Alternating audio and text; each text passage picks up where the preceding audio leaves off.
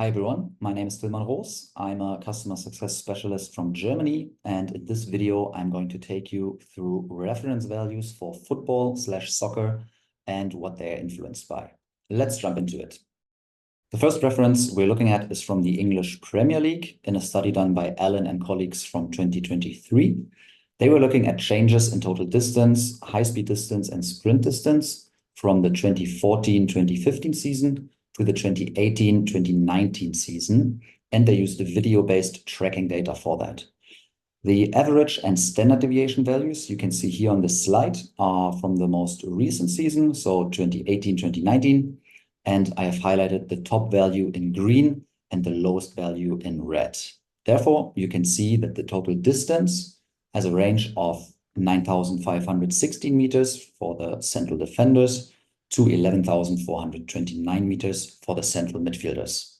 For the high-speed distance, which was defined as the distance over 5.5 meters per second or 19.8 kilometers per hour, we see that the central defenders again show the lowest value with 572 meters. However, the wide midfielders have the highest high-speed running distance with 1,127 meters. Looking at the sprint distance, which was defined over 7 meters per second or 25.2 kilometers per hour, we see a very similar picture where the central defenders have the lowest value with 121 meters and the wide midfielders having a sprint distance of 292 meters. Now, before you start using these numbers for your own tracking and monitoring, be aware that we consistently see higher numbers from the video-based tracking, especially with the higher velocity bands. So while the total distance might be very close to what we would see with GPS devices, especially the high-speed distance and sprint distance anecdotally are higher by up to 20 to 50%. Coming back to the original research question, I have now highlighted the changes of the 2018 and 19 values compared to the 2014-2015 season. First, the authors showed a small but significant increase on a team basis of around 1% for total distance. But more interestingly, we had much higher increases of 12 and 15% in high-speed distance and sprint distance, which translated to moderate effect sizes.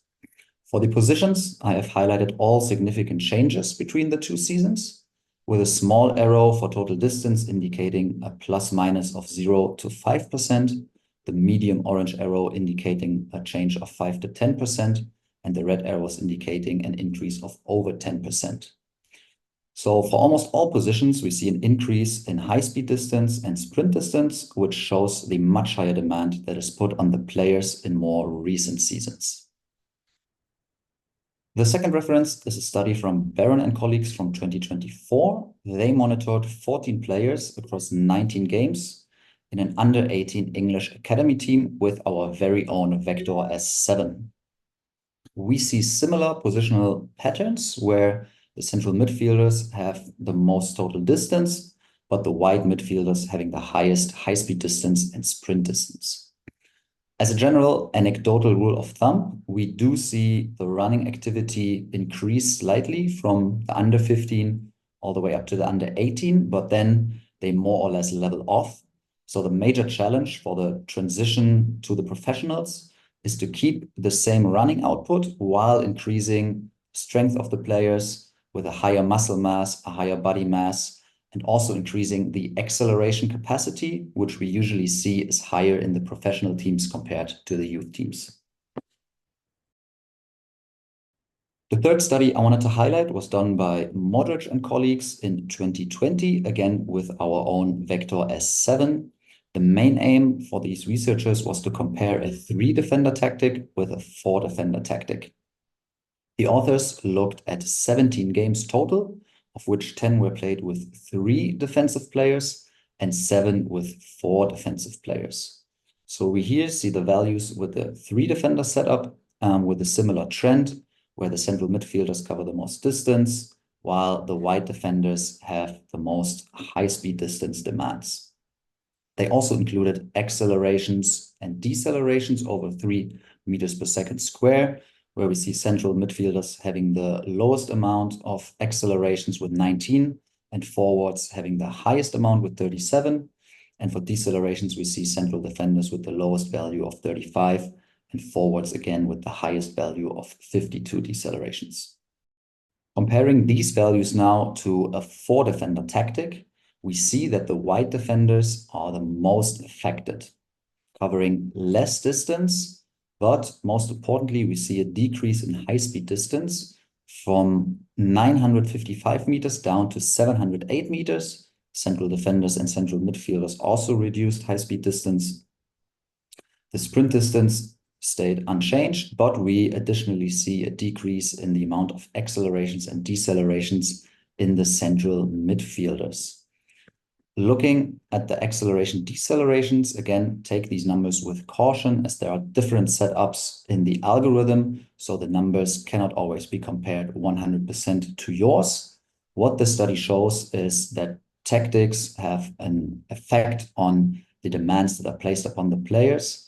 And also we have other influential factors on the running outputs. For example, the type of opponent you play, are you winning the game, are you losing the game? These are all influencing the final numbers. A different way to look at the demands of a football match is to not only look at the total numbers after 90 minutes, but at the moments of peak intensity as well. At some point in the game, the demand will be a lot higher than the average. For example, when there's a lot of counter-attacking going on. Our S7 sensors and our software is able to record these values, which Faraday and colleagues have looked at in their 2020 study. They have taken a look at 25 players during 28 matches, broken down into defenders, midfielders, and forwards. And we are able to now take a look at the highest values that are recorded during 1 minute at any time in the game, during 3 minutes and 5 minutes. And they are expressed as the so-called MIIs, or maximum intensity intervals. What we see here is that the 1 minute distance MIIs have values between 180 and 196 meters. The 3 minute distance MIIs have values between 417 to 450 meters. And the 5 minute MIIs have values between 635 and 690 meters. In all scenarios, we see the forward having the lowest peak demands and the midfielders having the highest peak demands. In summary, the match demands are highly contextual and influenced by several factors, such as age of the player, the level we're playing at, the playing style or tactic, and obviously the positions. The central midfielders consistently have the highest total distance volumes. Wingers and wingbacks have the highest high-speed running volume numbers. Going beyond total volume or average numbers and looking into the most demanding intervals can give you more insights to improve your practice. Caution is advised when comparing data from different sources, for example, comparing wearable data and video-based data, and between different providers, and this should be done with care. So, to sum it all up, the sooner you can get your individual 90-minute references, the better, as these are the starting point for many more contextual insights into your data. Thank you very much, and speak to you soon.